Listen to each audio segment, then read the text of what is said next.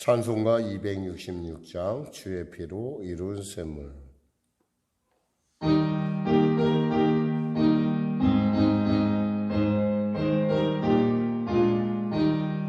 주의 피로 이룬 샘물 참 깊고 넓도다. 구원하는 그 신능력 다 찬송할지라.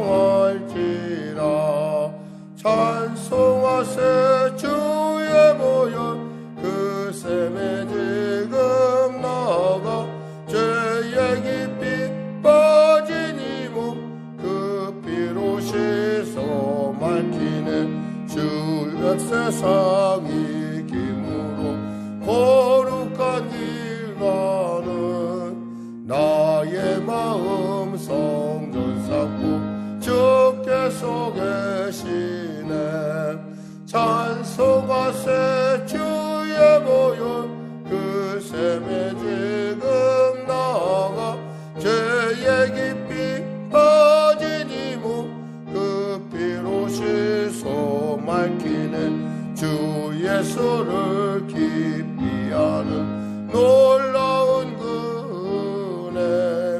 하늘나라 즐거움이 매일 새롭도다. 찬송하세 주의 보혈 그 샘에 지금 나가. 죄의 깊이 빠진 이 몸 그 피로 씻어. 죄악 세상 이김으로 거룩한 길 가는 나의 마음 성전 삼고 주께서 계시네. 찬송하세 주의 보혈 그 샘에 지금 나가. 죄의 깊이 빠진 이 몸 그 피로 씻어 맑히네. 주 예수를 깊이 아는 놀라운 그 은혜. 하늘나라 즐거움이 매일 새롭도다. 찬송하세 주의 보혈 그 샘에 지금 나가. 죄의 깊이 빠진 이 몸 그 피로 씻어 맑히네. 아멘. 기도하겠습니다. 하나님 감사합니다. 오늘도 하나님께서 귀하고 복된 은혜의 아침 우리에게 허락하심을 감사합니다. 거룩한 예수의 보혈의 샘 가운데 우리가 나왔습니다. 그 보혈로 말미암아 우리의 눈을 씻고 우리의 입을 씻고 우리의 몸을 씻고 우리의 병든 부위에 그 피를 바릅니다.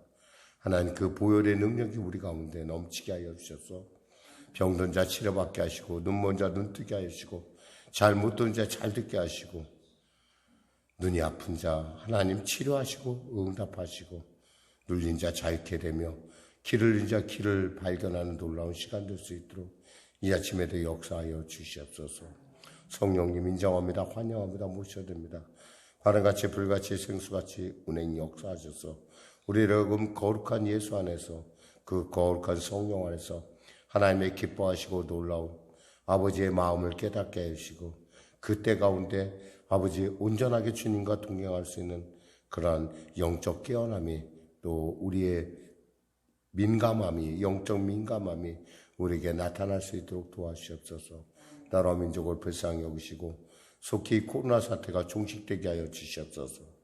아버지 참으로 많은 사람들이 코로나로 말미암아 지금 고통당하고 위중증 환자들이 폭증하는 가운데 있습니다.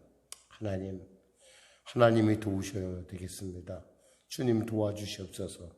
완치하게 치료제가 완전하게 개발되게 하여 주시고 그 일을 통해서 입으로만 감기 같은 그러한 현상이 아니라 진짜 우리에게 그 약을 먹음으로 치료받을 수 있는 그런 단계까지 이뤄내 아버지 그 질병이 변화할 수 있도록 변이할 수 있도록 주여 도와주시고 인도하여 주시옵소서.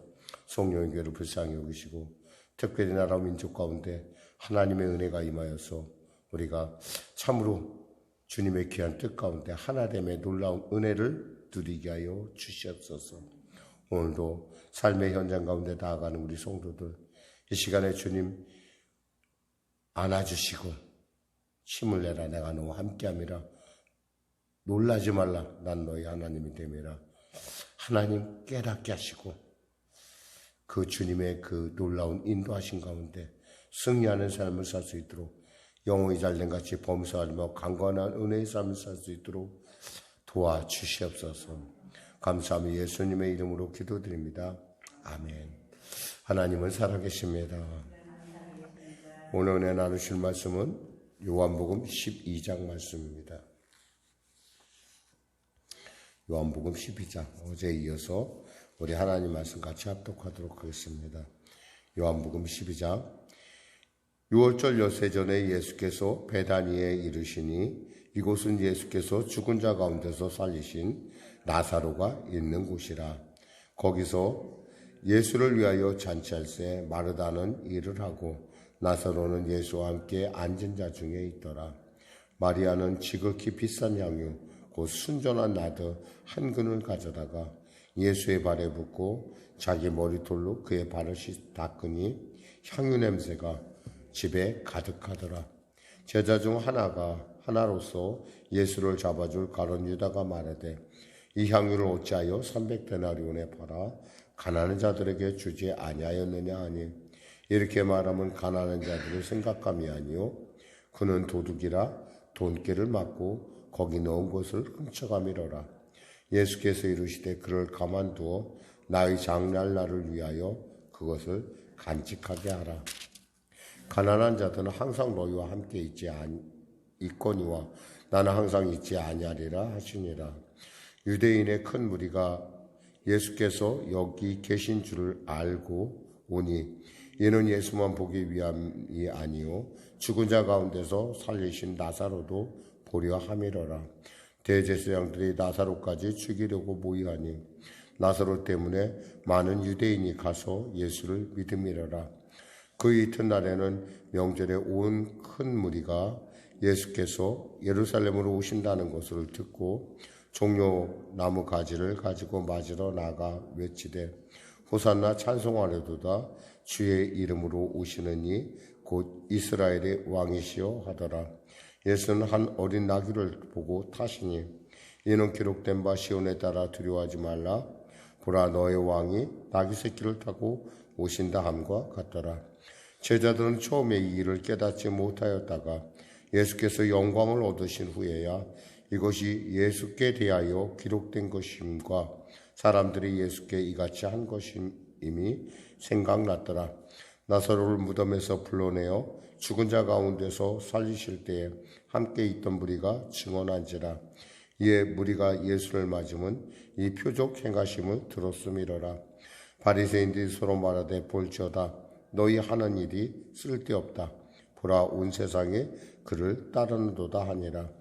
명절에 예배하러 올라온 사람 중에 헬라인 몇이 있는데 그들이 갈릴리 벳사다 사람 빌립에게 가서 청하여 이르되 선생이여 우리가 예수를 배우고자 하나이다 하니 빌립이 안드레에게 가서 말하고 안드레와 빌립이 예수께 가서 여쭈니 예수께서 대답하여 이르시되 인자가 영광을 얻을 때가 왔도다. 내가 진실로 너희에게 이르노니 한 알의 밀이 땅에 떨어져 죽지 아니하면 한 알 그대로 있고 죽으면 많은 열매를 맺느니라. 자기의 생명을 사랑하는 자는 잃어버릴 것이요 이 세상에서 자기의 생명을 미워한 자는 영생하도록 보존하리라. 사람이 나를 섬기려면 나를 따르라. 나 있는 곳에 나를 섬기는 자도 거기 있으리니 사람이 나를 섬기면 내 아버지께서 그를 귀히 여기시리라. 지금 내 마음이 괴로우니 무슨 말을 하리요. 아버지여 나를 구원하여 이때를 면하게 하여 주옵소서. 그러나 내가 이를 위하여 이때에 왔나이다. 아버지여 아버지의 이름을 영광스럽게 하옵소서 하시니 이에 하늘에서 소리가 나서 이르되 내가 이미 영광스럽게 하였고 또다시 영광스럽게 하리라 하시니 곁에 서서 들은 무리는 천둥이 울었다고도 하며 또 어떤 이들은 천사가 그에게 말하였다고도 하니 예수께서 대답하여 이르시되 이 소리가 난 것은 나를 위한 것이 아니요 너희를 위한 것이니라. 이제 이 세상에 대한 심판이 이르렀으니 이 세상의 임금이 쫓겨나리라.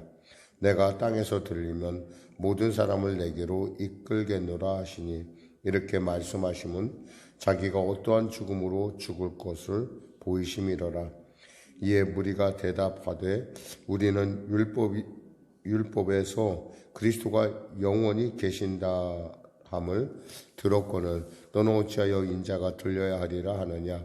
이 인자는 누구냐. 예수께서 이르시되 아직 잠시 동안 빛이 너희 중에 있으니 빛이 있을 동안에 다녀 어둠에 붙잡히지 않게 하라. 어둠에 다닌 자는 그 가는 곳을 알지 못하느니라. 너희에게 아직 빛이 있을 동안에 빛을 믿으라. 그리하면 빛의 아들이 되리라. 예수께서 이 말씀을 하시고 그들을 떠나 숨으시니라. 이렇게 많은 표적을 그들 앞에서 행하셨으나 그를 믿지 아니하니 이는 선자 이사야의 말씀을 이루려 하심이라. 이르되 주여 우리에게 들은 바를 누가 믿었으며 주의 팔이 누구에게 나타났나이까 하였더라. 그들이 능히 믿지 못한 것은 이 때문이니 곧 이사야가 다시 일렀으되 그들의 눈을 멀게 하시고 그들의 마음을 완고하게 하셨으니 이는 그들로 하여금 눈으로 보고 마음으로 깨닫고 돌이켜 내게 고침을 받지 못하게 하려 함이라 하였음이더라. 이사야가 이렇게 말한 것은 주의 영광을 보고 주를 가리켜 말한 것이라. 그러나 관리 중에도 그를 믿는 자가 많되 바리새인들 때문에 드러나게 말하지 못하니 이는 출교를 당할까 두려워함이라. 그들은 사람의 영광을 하나님의 영광보다 더 사랑하였더라. 예수께서 외쳐 이르시되 나를 믿는 자는 나를 믿는 것이 아니요 나를 보내신 이를 믿는 것이며 나를 보는 자는 나를 보내신 이를 보는 것이라. 나는 빛으로 세상에 왔나니 무릇 나를 믿는 자로 어둠에 거하지 않게 하려 함이로라. 사람이 내 말을 듣고 지키지 아니할지라도 내가 그를 심판하지 아니하노라. 내가 온 곳은 세상을 심판하려 함이 아니요 세상을 구원하려 함이로라. 나를 저버리고 내 말을 받지 아니하는 자를 심판할 리가 있으니 곧 내가 한 그 말이 마지막 날에 그를 심판하리라. 내가 내 자의로 말한 것이 아니요 나를 보내신 아버지께서 내가 말할 것과 또 이룰 것을 친히 명령하여 주셨으니 나는 그의 명령이 영생인 줄 아노라. 그러므로 내가 이르는 것은 내 아버지께서 내게 말씀하신 그대로니라 하시니라. 아멘. 예, 감사합니다. 오늘 말씀을 통해서 우리가 은혜 나눌 부분은 특히 이제 예수께서 지금 이제 명절이 돼서 유월절이 돼서 유월절 잔치를 하려고 예루살렘에 들어온 때 그때를 놓고 지금 말씀을 나누고 합니다. 본문으로 말하자면 12절에서 30절 말씀 12절에서 아까 12절에서부터 우리가 은혜 나눌 부분이 36절까지입니다. 이제 오늘의 설명은 이렇습니다. 예수님께서 이제 엿새 전에 이제 어디 와 계셨냐? 이제 베다니에 오셨어요. 베다니에 오셨다는 것은 이제 예수님께서 이제 바로 예루살렘 유월절에 이제 예루살렘에 들어가시겠다고 하는 표현이기도 합니다.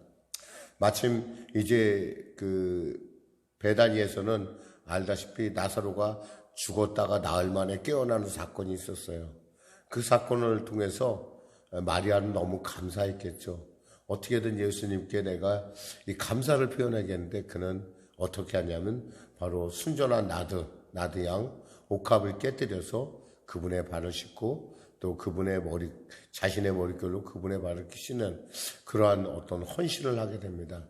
사실 이것을 보고 이제 가룟 유다가 보고 야, 그거 팔아서 가는 사람에게 도왔으면 됐을 텐데 어떻게 한 번에 그렇게 허비하느냐라고 했을 때 주님께서 이것은 내 장래를 위한 것이다 라고 말씀하십니다. 사실 주님의 장래에 대한 말을 들어도 그때 그 제자들은 그 생각에 대한 아무 생각이 없어요. 다만 예수님께서 이제 하나님의 큰 일을 행하러 가시는데 우리는 그와 동참하고 있다라는 그런 마음을 가졌지, 정말 예수님이 어떻게 죽으실지에 대해서 그들은 아무 관심도 없었어요. 그런데 이제 또 그러면서 사람들이 이제 나사로 때문에 많은 사람들이 예수를 믿기 시작합니다. 죽은 지 사흘 된 사람이 살아났대. 얼마나 놀라운 일이야? 그러면서 예수를 믿기 시작하니까 이제 시기와 자기의 기득권에 대한 두려움과 어떤 그 시기가 충만했던 사두개인과 바리새인들이 예수를 죽이고자 할 뿐만 아니라 예수뿐만 아니라 예수를 말미암아 살아난 나사로까지 죽이려고 합니다. 참 사람이 악해지면 끝이 없어요. 그러니까 사람이 악함이라는 것은 있잖아요. 우리가 생각할 때 이 정도 설마 이렇게까지 사람이 잔인해질 수 있을까 싶지만 끝이 없다라는 걸 우리는 좀 알아야 돼요. 이번에 우크라이나에서 보듯이 전쟁이라는 것이 얼마나 무지막지한 것인지 우리로 알만하죠. 이렇게 임산부들이 있는 그것을 갖다가 폭격을 해서 임산부들이 죽어가는 어떤 그 사진들 보면서 어떻게 이렇게까지 할 수 있을까? 피할 수도 있었을 텐데 사람들에게 공포심을 주고자 하는 푸틴이라는 사람이 좀 바른 것 같이 굉장히 나쁜 사람 같은 게 공포 정치를 하기 위해서 사람에게 공포심을 주기 위해서 그와 같은 일들을 사람들은 능히 한다는 거예요. 마치 나사로까지 죽인다는 얘기는 예수를 따르는 사람을 공포심을 주기 위해서 그와 같은 일들을 지금 이 바리새인과 서기관들이 하고 있는데 그 원인은 뭐예요? 자신의 기득권이 빼앗길까 두려워한다고요. 이 사람이 어떤 뭔가 자기에 집중하게 되면 다른 것들은 별로 중요하게 여기지 않은 우리의 어떤 그런 부분을 우리가 참 추악한 부분을 우리가 발견하게 됩니다. 그럼 여러분은 나는 그 사람이 아닌 것, 참 내가 그 자리에 있으면 안 그랬을 텐데 싶지만 우리 인간이라는 게 그만큼 보면은 완벽하지가 않고 언제나 우리는 자기 생각만 빠져 있다는 거 우리가 알 수 있어요. 적어도 여러분이 이 새벽에 오는 것은 자기 생각이 아니라 하나님의 생각을 듣고자 함이고 하나님이 나에게 어떤 것을 말씀하실까에 대한 관심, 그리고 오늘 하루를 살아가면서 우리가 어떻게 하나님의 뜻을 찾아낼 것인가라고 하는 그러한 뜻이 있어서 우리가 이 자리에 온 줄 믿습니다. 오늘 본문에 보니까 그렇습니다. 이튿날에 명절에 큰 무리가 12절에 예수께서 예루살렘에 오신다는 것을 들었다. 사실 그들이 볼 때 이러한 상태라고 하면 예수님이 예루살렘에 오시지 말아야 된다고 생각을 했을 거예요. 이들은 이 마음 안에는 예수께서 오실까? 안 오실 거야. 왜냐하면 저렇게 당국자들, 흔히 말해서 사내들의 위원인 사두개인과 바리새인들 그리고 서기관들이 저렇게 예수님을 죽이려고 살기등등한데 어떻게 예수님 오실까? 이렇게 의구심을 갖고 있는 중에 그 소식이 들렸어요. 예수님이 오신다는 거예요. 그 사람들이 예수님이 오신다는 얘기를 듣고 종려나무 가지를 가지러 맞으러 나갑니다. 종려나무는 뭐냐면 통치권을 행사해요. 흔히 말해서 이분은 우리의 왕이다라는, 통치자이다라는 얘기라고, 호산나라는 말은 우리를 구원해달라는 얘기예요. 그럼 이 두 가지의 이 부품들이, 그러니까 두 가지의 어떤 그런 물건과 사람들의 그 부르짖음이 얘기하는 것은 예수님은 메시아다라는 얘기예요. 그들이 그간에 오랫동안 기다렸던 메시아라고 하는 그들 안에 확신이 있었어요. 왜냐하면 우리가 지금 예루살렘에 가보면은 종려나무가 그렇게 많지 않아요. 그럼 이 종려나무를 이들이 어디서 가져왔을까? 그럼 여리고에서 가져왔다는 얘기가 되는데, 여리고가 종려나무의 도시자, 포함 시티잖아요. 그러니까 여리고에서 가져왔다는 얘기가 되는데, 그러니까 종려나무를 통해서 준비를 했다는 얘기는 뭔가 누군가 예수님 오시기를 굉장히 이들이 준비하고 꼼꼼히 챙겼다라는 것을 알 수 있는 부분이기도 해요. 그러면서 이스라엘의 왕이시오 하니까 예수님이 어린 나귀를 타고 오십니다. 여기서부터 사실은 사람들의 생각과 예수님의 생각이 다르다는 걸 알 수 있어요.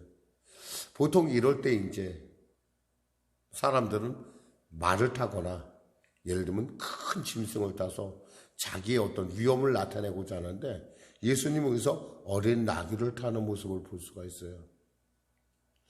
이 어린 나귀를 탄다라는 것은 뭐냐면 예수님은 겸손하다는 것을 말하고 예수님이 생각하는 하나님 나라와 예수님이 생각하는 메시아관이 우리 생각하는 것과 다르다는 거예요.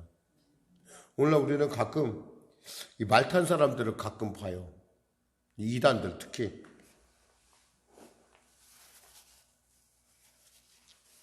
그리고 또 말 타는 사람이 있더라고요. 이단하고 비슷한 김정은이도 보니까 하얀 말을 타더라고요. 참, 그러니까 자신의 어떤 권위를 나타내고자 하는 어떤 그런 사람들이 말을 타고 그래요.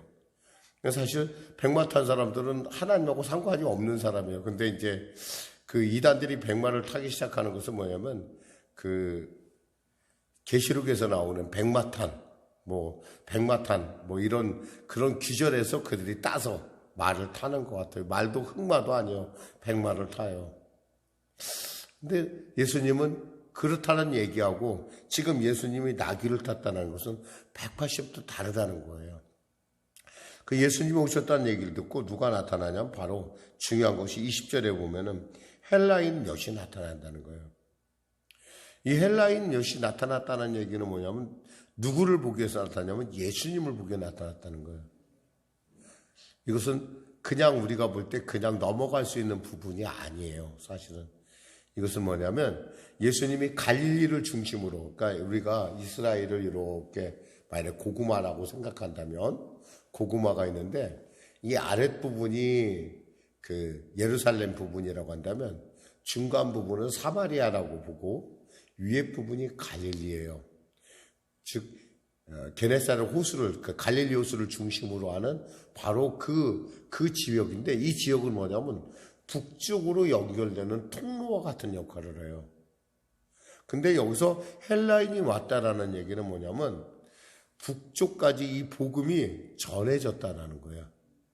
그러니까 이미 그 예수님이 우리가 하나님 말씀은 팔레스타인 지역을 복음이 이제는 넘어가기 시작한 시점이 되었다는 거예요. 이것은 뭐냐면 복음이 이제 세계화를 위해서 이제 도약하고 있다는 걸 보여주는 거예요. 그러니까 주님께서 뭐라고 말씀하시냐면 이 사실을 보면서 예수님께서 때가 되었다라고 하는 거예요. 13절에 인자가 영광을 얻을 때가 되었다.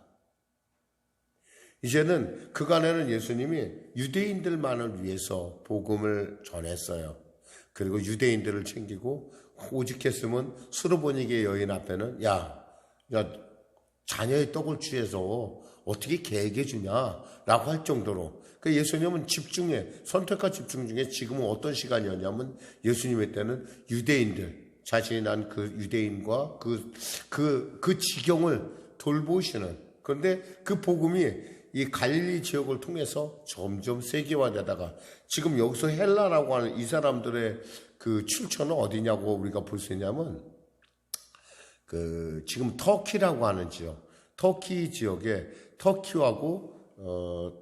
지역에 있는 에데사라는 왕국이 있어요. 에데사라는 왕국에 바로 그 왕의 사절들이 왔을 가능성이 커요. 왜냐하면 이 사절이 이 에데사의 왕이 병이 들었어요. 근데 그는 예수님을 보면은 자기가 나을 거라고 생각을 했어요. 그래갖고 예수님에게 편지를 보냅니다. 그게 유세비우스라고 하는 유대 교회사에 나타나요. 근데 그 편지 내용이 뭐였냐면 예수님, 제가 듣기로는 예수님을 죽이려고 바리새인들과 사두개인들이 그렇게 당국자들이 그렇게 예수님에 대해서 지금 핍박하는 걸 제가 알고 있습니다. 예수님 그러지 마시고 저의 나라에 오세요. 제가 예수님을 보호할 뿐만 아니라 주님이 말씀하시면 제가 군대를 이끌고 예루살렘으로 가서 그들을 다 처벌하겠습니까? 말해서 한마디로 척결한다고 그러나 그렇게 하겠습니다 라고 하는 그런 편지의 내용을 갖고 왔는지 몰라요. 왜냐하면 그 당시에 이 에데사라는 왕국이 처음으로 그러니까 역사상 한 나라가 기독교 국가로 태어난 최초의 국가이기도 해요. 그 왕들은 늘 언제나 침례를 받았고 또 그 침례를 늘 받았다고 그래요. 그 왕들이 이렇게 몇몇 왕들이 거기 출신 왕들이 그러면서 나라를 그렇게 이끌어 갔다고 하는데 그러니까 지금 어떻게 생각하면 이제야말로 진짜 복음이 이제 열방을 향해서 나가기 시작하는 진짜 아주 중요한 시점이라는 거예요. 그래서 예수님은 지금 이때가 왔다라는 거예요. 근데 그들이 듣고 싶어 하는 것은 뭐였어요? 예수님, 우리가 어떻게 해야 구원을 받을 수 있고 어떻게 해야 우리가 치료받을 수 있고 이런 얘기가 아니라 주님은 아주 중요한 얘기를 그들에게 하고 있어요. 여기서 보니까 24절에 보니까 이렇게 말씀하세요.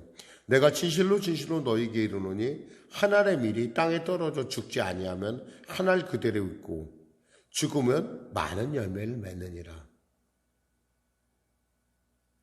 생각 같아서는 예수님이 그래 잘됐다 네가 나를 도와줘라 라고 할 것 같은데 예수님은 그 얘기를 하는 것이 아니라 한 알의 밀이 떨어져야 된다라는 죽어야만 그 열매를 더 많이 맺는다고 하는 복음의 원리, 이 복음이 갖고 있는 하나님 나라의 복음이 갖고 있는 원리에 대해서 지금 그들에게 전해주었다는 거예요. 그러면서 주님 역시도 지금 이제 내가 십자가를 질 때가 되었다는 걸 알고 계신 거죠. 그런 것을 알 수 있는 게 25절에 자기의 생명을 사랑한 자는 잃어버릴 것이요 이 세상에서 자기의 생명을 미워한 자는 영생하도록 보존하리라. 사람이 나를 섬기려면 나를 따르라. 나 있는 곳에 나를 섬긴 자도 거기 있으리니 사람이 나를 섬기면 내 아버지께서 그를 귀히 여기시리라. 그러면서 27절에 내 마음이 괴로우니 무슨 말을 하리요. 아버지여 나를 구원하여 이 때를 면하게 하여 주옵소서. 그러나 내가 이를 위하여 이 때에 왔나이다.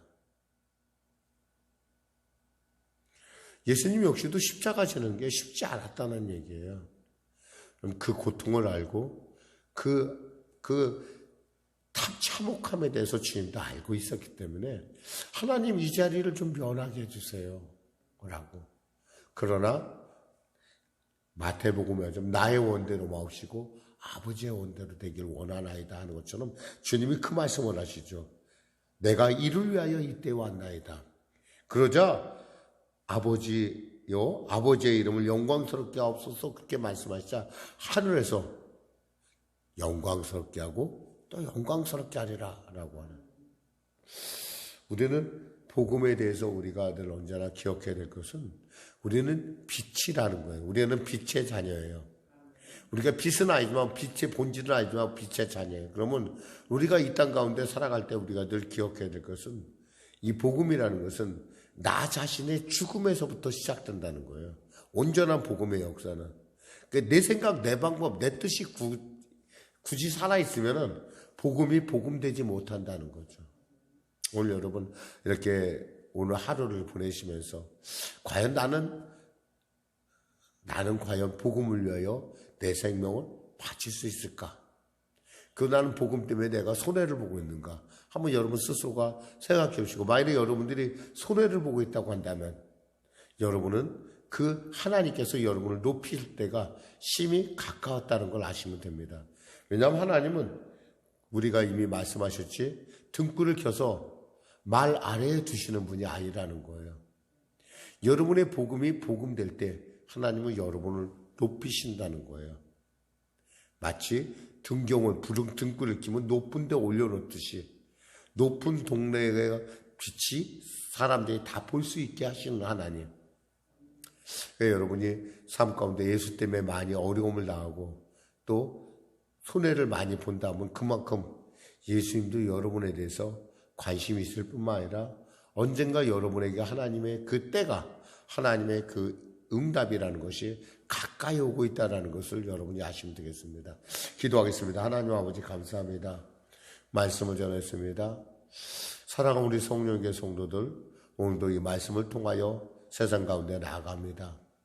두려워하지 않게 하시고 슬퍼하지 않게 하시고 혹여나 자기 연민에 빠지지 않게 하시고 복음의 복음됨을 위하여 그들이 나아갈 때 하나님의 영광이 나타나게 하여 주시고 하나님의 그 놀라운 그 역사가 권능의 역사가 능력의 역사가 그들의 삶 가운데 충만케 하여 주시옵소서. 예수님의 이름으로 기도드립니다. 아멘. 우리 말씀 생각하고 찬양하고 기도하겠습니다. 찬송가 141장입니다.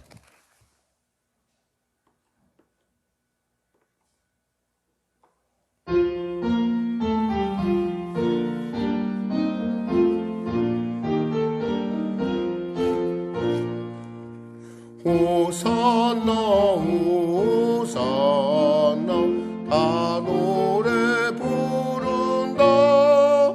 수많은 아이들이 즐거운 노래로 그 품에 안으시고 복 주신 주님께 온 몸과 마음 주 찬양합니다. 호산나 그의